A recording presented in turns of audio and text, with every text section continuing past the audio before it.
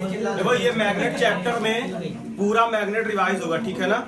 सबसे पहले ये देखा जाएगा कि ये मैग्नेट, हम ये देखें कि मैग्नेट होता क्या है। तो मैग्नेट एक काला पत्थर होता है ना। ये हमको प्रकृति में पाया जाता है। जो नेचर में मैग्नेट पाया जाता है और एक हम लोग आर्टिफिशियल मैग्नेट बनाते हैं। दोनों मैग्नेट है और दोनों मैग्नेट में दो पोल होते हैं, नॉर्थ और साउथ पोल, ठीक है ना। तो सबसे पहले तो हम ये जानेंगे कि आखिर हम ये पता करें कि जो मैग्नेट है तो वो अपने चारों ओर क्या पैदा करेगा, एक मैग्नेटिक फील्ड, चुंबकीय क्षेत्र। जो मैग्नेटिक फील्ड पैदा करेगा वो मैग्नेटिक फील्ड कहां है कहां नहीं, वो पता करने के लिए हमें एक मैग्नेटिक नीडल की जरूरत होती है, चुंबकीय सुई।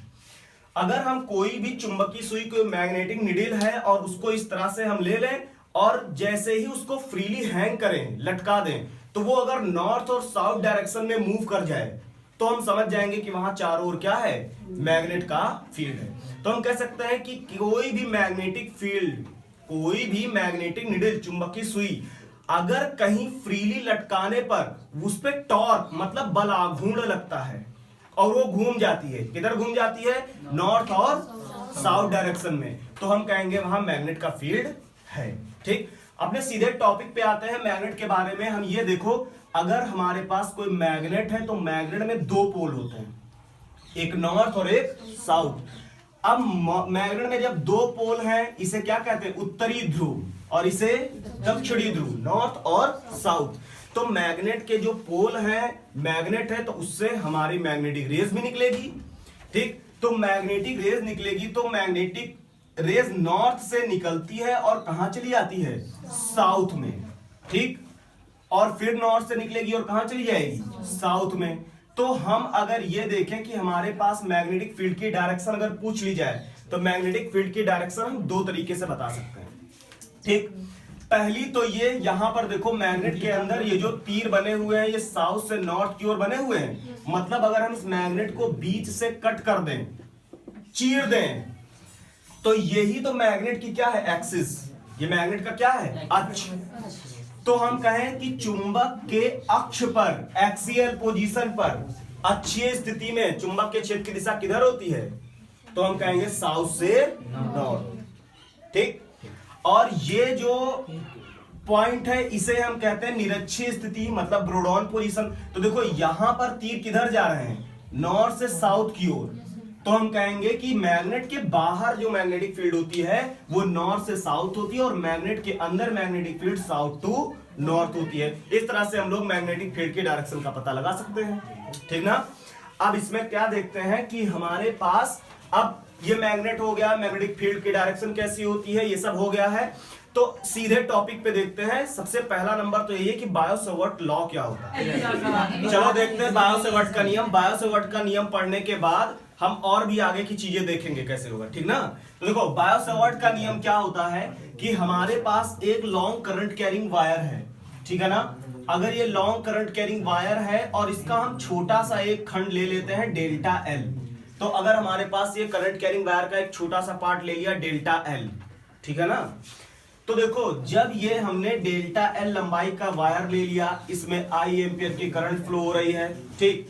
तो इससे आर दूरी पर एक पॉइंट है पी, जहां हमको क्या पता करना है, मैग्नेटिक फील्ड की इंटेंसिटी का पता लगाना है। अभी ये बात तो दिमाग में बैठा लो कि जहां पर हमारे पास करंट फ्लो होगी उसके चारों ओर मैग्नेट का फील्ड तो क्रिएट होना ही होना है। चुंबक का क्षेत्र उसके चारों ओर पैदा होगा। तो जब हमारे पास ये वायर है और इस वायर में करंट फ्लो हो रही है तो इसके चारों ओर कौन सा क्षेत्र पैदा होगा, मैग्नेटिक फील्ड, ठीक ना।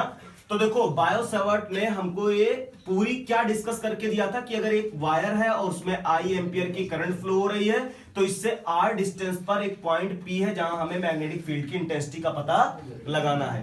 हमने ऑब्जर्व कर लिया कि ये क्या है हमारा, थीटा एंगल, ठीक। तो देखो यहां पर जो मैग्नेटिक फील्ड पैदा होगी, जब हमने इस वायर का एक छोटा सा पार्ट लिया है, माइनर पार्ट, तो चुंबक का क्षेत्र, मैग्नेटिक फील्ड भी बहुत छोटी सी पैदा होगी। तो सबसे पहला स्टेटमेंट यही था कि इस जगह पर जो मैग्नेटिक फील्ड पैदा होगी वो डायरेक्टली प्रोपोर्शनल होगी इसमें फ्लो होने वाली करंट के। इक्वेशन नंबर फर्स्ट, ठीक। और अगर ये मैग्नेटिक फील्ड है वो डायरेक्टली प्रोपोर्शनल होगी किसके, लेंथ के, डेल्टा एल के। और डायरेक्टली प्रोपोर्शनल ये मैग्नेटिक फील्ड जो यहां प्रोड्यूस हो रहा है वो डायरेक्टली प्रोपोर्शनल होगा इसके थीटा, मतलब ज्या के अनुक्रमानुपाती, साइन को हिंदी में ज्या कहते हैं, ठीक। और जो बीच की दूरी है, ये मैग्नेटिक फील्ड उस डिस्टेंस के स्क्वायर के इन्वर्सनली प्रोपोर्शनल होगा। ये चारों स्टेटमेंट से बायो-सैवर्ट का नियम बन गया था। अब ये चारों स्टेटमेंट है, चारों इक्वेशन है, इनको अगर हम आपस में मिला दें तो हम लिख सकते हैं delta B proportional I delta L sine theta by R square. अब हम ये प्रोपोर्शनल का साइन अगर हटाएंगे तो यहां क्या लिखेंगे, mu naught upon 4 pi I delta L sine theta by R square. ये हमें बायो-सैवर्ट का नियम, ये फॉर्मूला बनके तैयार हुआ, ठीक। अब इस म्यू नॉट अपॉन 4 पाई जो बना, इस म्यू नॉट अपॉन 4 पाई की वैल्यू होती है 10 की पावर -7 न्यूटन पर एम्पियर स्क्वायर, ठीक है ना। ये म्यू नॉट अपॉन 4 पाई की क्या हमको मिल गई, वैल्यू। अब ये म्यू नॉट क्या है, तो ये जो म्यू नॉट है, इस म्यू नॉट को हम लोग कहते हैं परमिबिलिटी, मतलब चुंबकशीलता। क्या बोलते हैं, चुंबकशीलता, ठीक, परमिएबिलिटी, ये चुंबकशीलता है, ठीक। अभी इसकी चुंबकशीलता की अगर हमें परमिएबिलिटी की डायमेंशन पूछी जाए तो ये डायमेंशन भी हम लोग लिख सकते हैं इस यूनिट के अकॉर्डिंग।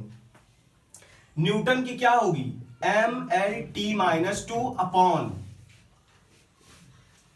और इसकी एम्पियर की क्या होती है, A2। इसको ऊपर लेके जाएंगे तो mL/t-2 और a की पावर, ये हमको चुंबकशीलता की क्या मिल गई, डायमेंशन।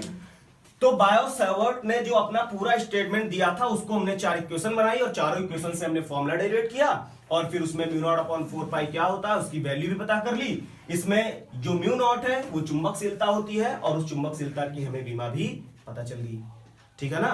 तो ये था हमारा बायो-सैवर्ट का लॉ। अब बायो-सैवर्ट का लॉ जो होता है वो यूज कहां करते हैं, एक छोटे से पार्ट के लिए, एक लघु खंड के लिए। जब जब कहीं तुमको कोई भी एक माइनर पार्ट, बहुत छोटा खंड दिया जाए, लघु खंड, है ना, तब तब हमें बायो-सैवर्ट का नियम ही लगाना होगा, ठीक है ना। अभी यहां पे तो हम लोग ये देख चुके हैं कि म्यू नॉट क्या होता है, म्यू नॉट होती है चुंबकशीलता, परमिबिलिटी, ठीक। इससे पहले हम लोग कूलॉम्स लॉ में पढ़ चुके थे एप्सिलॉन नॉट, इसे कहते हैं क्या, विद्युतशीलता। क्या कहते हैं, विद्युतशीलता, मतलब ससेप्टिबिलिटी। यह चुंबकशीलता और यह विद्युतशीलता, ससेप्टिबिलिटी, और इसकी वैल्यू कितनी होती है, कोई बता सकता है, 8.85 इंटू 10 की power -12 unit coulomb square per newton into, सही है पूरी, कूलॉम स्क्वायर। निकालते कैसे हैं इस एप्सिलॉन नॉट की यूनिट, देखिए F is equal to 1/4 pi epsilon naught Q1 Q2 by R square, formula होता है ना कूलॉम का। तो ये F की हो गई न्यूटन और इसी की तो हमें यूनिट चाहिए, तो कूलॉम की क्या हो गई, Q 2 बार है ना, coulomb square R metre square. इसको इधर भेज दें तो न्यूटन इंटू मीटर स्क्वायर बराबर क्या होगा, और इधर तो 1/4 पाई में लिख रखा है। अब हम इसको क्या कर दें, कूलॉम स्क्वायर को नीचे लेकर आए तो हमें 1/4 पाई एप्सिलॉन नॉट की वैल्यू मिलेगी न्यूटन इंटू मीटर स्क्वायर पर कूलॉम स्क्वायर। लेकिन हमें चाहिए क्या, एप्सिलॉन नॉट की, तो हम इसको क्या कर दें, तो एप्सिलॉन नॉट की वैल्यू यूनिट आएगी न्यूटन इंटू मीटर स्क्वायर। तो ये हमारी क्या मिल गई, विद्युतशीलता और चुंबकशीलता, परमिबिलिटी भी मिल गई और ससेप्टिबिलिटी भी मिल गई। अभी इसमें पूछ लिया जाए कि बताओ चुंबकशीलता और विद्युतशीलता में क्या रिलेशन है, तो हमें रिलेशन भी आना चाहिए। देखो रिलेशन, देखो म्यू नॉट और एप्सिलॉन नॉट में रिलेशन, ठीक, relation between mu naught and epsilon not. Epsilon not और म्यू नॉट में क्या रिलेशन होगा वो भी देख लेते हैं। म्यू नॉट एप्सिलॉन नॉट में रिलेशन के लिए देखो हम जानते हैं, सबसे पहले तो हमें पता है, वी नो दैट, हम जानते हैं कि 1/4 पाई एप्सिलॉन नॉट की वैल्यू होती है 9 इंटू 10 की पावर 9। ये वैल्यू होती है ना हमारे पास, unit newton into metre square पर कूलॉम स्क्वायर, ठीक। ये इक्वेशन नंबर फर्स्ट लिख लो। अब देखो हमें ये भी पता है कि म्यू नॉट अपॉन 4 पाई, इसकी वैल्यू होती है कितनी, 10 की पावर -7 न्यूटन पर एम्पियर स्क्वायर, इक्वेशन नंबर 2। जब मैं 2 ये वैल्यू मिल गई तो इन दोनों वैल्यू को आपस में क्या कर दो, डिवाइड। ये पूछा 2 नंबर में पूछा ही जाएगा जरूर, ठीक है ना। तो क्या होगा कि अगर हम म्यू नॉट, अब देखो यहां पे लिख लेते हैं, डिवाइड बाय 1 2, 1 से 2 को क्या कर दें, तो देखो इक्वेशन नंबर फर्स्ट लिख ली, 9 इंटू 10 की पावर 9 और नीचे म्यू नॉट अपॉन 4 पाई, इसकी वैल्यू क्या हो गई 10 की पावर -7, 4 पाई से 4 पाई कैंसिल, ये म्यू नॉट एप्सिलॉन नॉट के पास आ गया, तो mu naught epsilon naught is equal to ये 10 की पावर -7 जब ऊपर जाएगा तो हो जाएगा 9 इंटू 10 की पावर कितना 16, 9 और 7 16, ठीक ना। अब 1 upon mu naught epsilon naught is equal to, इसको लिख सकते हैं 3 इंटू 10 की पावर 8 का होल स्क्वायर। अब ये देखो ये होता है वेलोसिटी ऑफ लाइट, प्रकाश की चाल, है ना, c, तो हम इसको क्या लिखेंगे, mu naught epsilon naught is equal to c का स्क्वायर, स्क्वायर हटा दिया तो इधर क्या लग जाएगा रूट, और ये आएगा c, मतलब हम लिख सकते हैं हमारे पास जो म्यू नॉट और एप्सिलॉन नॉट में रिलेशन है ये आ गया, ठीक है ना। ऐसे मुंह ना रखे रहो, तुम्हारा मुंह गिर नहीं जाएगा, कायदे से बैठ के सीखो ना, आई बात समझ में। तो ये रिलेशन था किसका, म्यू नॉट एप्सिलॉन नॉट का।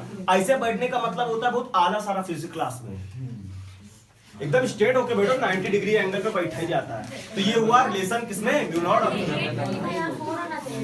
नहीं, 8 का जब स्क्वायर करते हैं तो वो 16 होगा, इसका मल्टीप्लाई होता है। तुम ये सोचो 4 का स्क्वायर करते हैं तो क्या होगा 16, लेकिन पावर में मल्टीप्लाई होगा, है ना। तो ये अपना क्या था म्यू नॉट और एप्सिलॉन नॉट में रिलेशन।